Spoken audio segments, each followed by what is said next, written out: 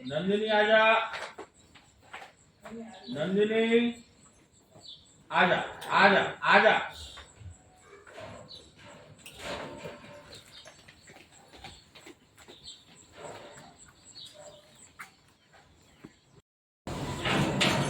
नमस्कार किसान भाइयों, संचार क्रांति न्यूज़ चैनल के एक नए एपिसोड मेरा गांव मेरा देश में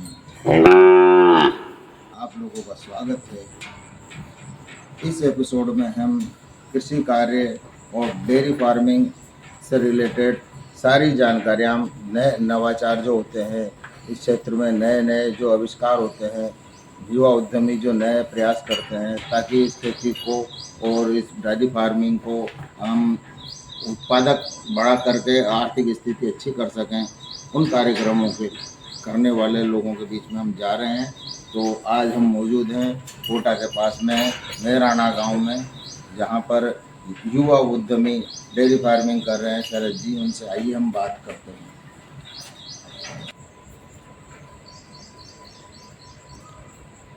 शरद जी, आपका स्वागत है कार्यक्रम मेरा गांव मेरा देश में। धन्यवाद महेंद्र जी। आप अपने बारे में कुछ बताएंगे हमारे दर्शकों को?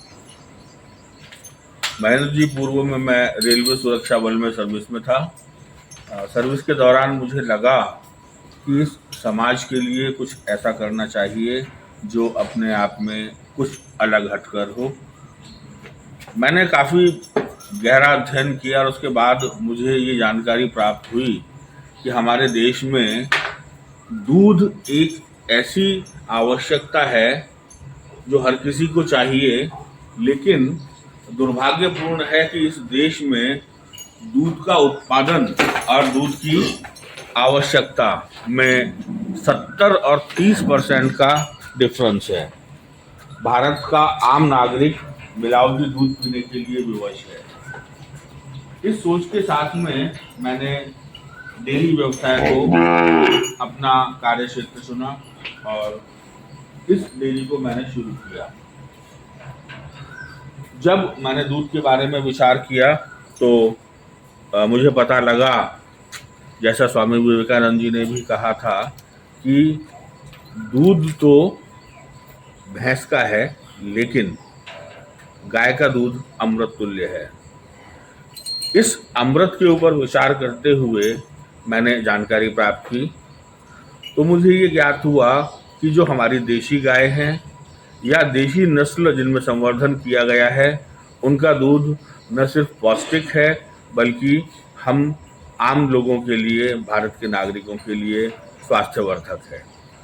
आपने डेयरी फार्म जो शुरू किया है, इसमें विशेष करके क्या किया है जो सामान्य किसान हमारे नहीं करते हैं? मैं गीर गाय के साथ में इस व्यवसाय में आया हूँ। गीर गाय हिंदुस्तान की सर्वश्रेष्ठ नस्ल है जिसके दूध की पौष्टिकता, गुणवत्ता अतुलनीय है। इसके दूध की सबसे बड़ी विशेषता ये है कि इस दूध को पचाने के लिए हमें वर्कआउट की आवश्यकता नहीं होती। रूटीन में ही ये दूध हमारा शरीर जो है इसके सारे गुणों को एकत्रित कर लेता है। सामान्य गाय के दूध के अलावा अगर गिर गाय के दूध को लें तो इसके दूध को A2 मिल्क के नाम से बोला जाता है। तो A2 मिल्क में क्या खास बात होती है?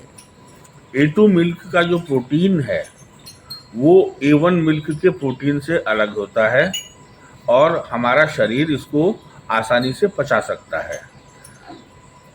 आज वैज्ञानिक रिपोर्टों के आधार पर हम देखें तो दूध को कई बीमारियों का कारण बताकर लोगों को गुमराह किया जाता है, दूध पीने से रोका जाता है। A2 मिल्क का यही फायदा है कि इससे मानव शरीर को किसी भी प्रकार का कोई नुकसान नहीं है। इससे प्राप्त होने वाली आय और सामान्य गायों से प्राप्त होने वाली आय में क्या अंतर आप देखते हैं? जहाँ तक आय की बात है, मेरा उद्देश्य समाज में एक मिलावट मुक्त दूध लेके आना था। मुझे इस टारगेट को पूरा करने के लिए काफ़ी संघर्ष भी करना पड़ रहा है। जहाँ तक आय का प्रश्न है, देशी गाय हमारी जो है उससे उसके दूध की गुणवत्ता में भी थोड़ी कमी है, लेकिन साथ ही साथ उसका रेट भी मार्केट में बहुत कम है। गिर के दूध को यदि सही प्रकार से मार्केट में स्वीकार किया जाता है तो इसका रेट हमें अच्छा मिल जाता है। साथ ही साथ भारत के बाजार में गिर के घी की रेट बहुत अच्छी है। इसके घी की रेट अब दूसरे घी की तुलना में कितनी ज़्यादा होगी?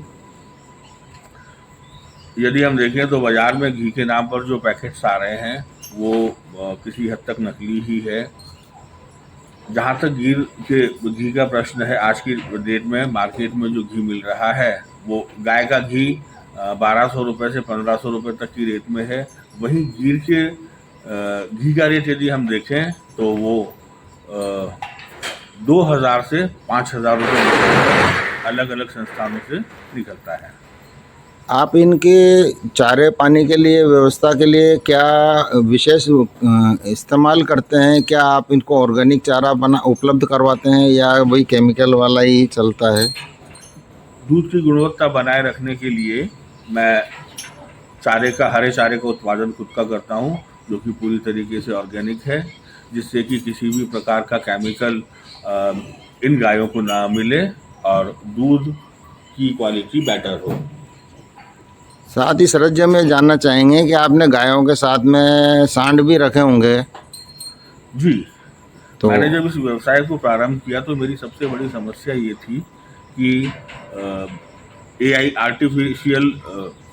एआई के माध्यम से घी को कंसीव करना काफ़ी मुश्किल होता है और गायों की तुलना में, इसलिए मुझे बुल लेके आना पड़ा। मैं गुजरात से ही बुल लेके आया था। वो काफ़ी यंग एज का है, अभी लगभग 3 साल का वो होने जा रहा है। इसके अलावा मेरे पास जो बच्चे हैं वो भी धीरे धीरे ग्रो कर रहे हैं।